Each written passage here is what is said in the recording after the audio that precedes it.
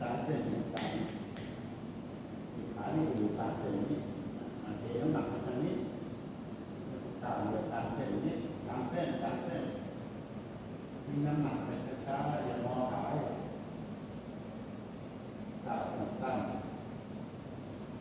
เส้นเรียงเส้นนี้เส้นใส่ใจแล้วค่อยๆเคลื่อนอย่างงอขาอย่างงอมันอยู่ตาให้ฟันนี้ดีมีน้ำหนักมาทางนี้ไม่อยู่ที่ขาอย่างงอเรียงเส้นนี้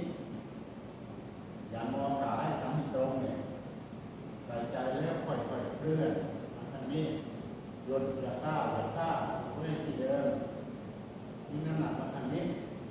ขาไว้ที่เดิมเอาขาให้ตรงแล้วก้าว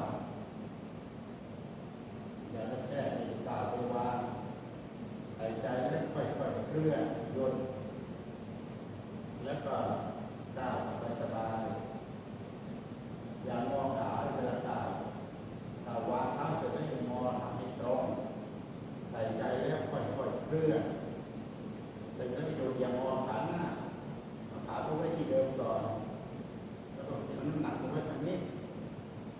เนี่ยก้าวเท้ายาวมือเคลื่อนไม่ได้เนี่ยกระสั้นเคลื่อนได้ก้าวสั้นๆเคลื่อนได้ก้าวสูงก็เคลื่อนไม่ได้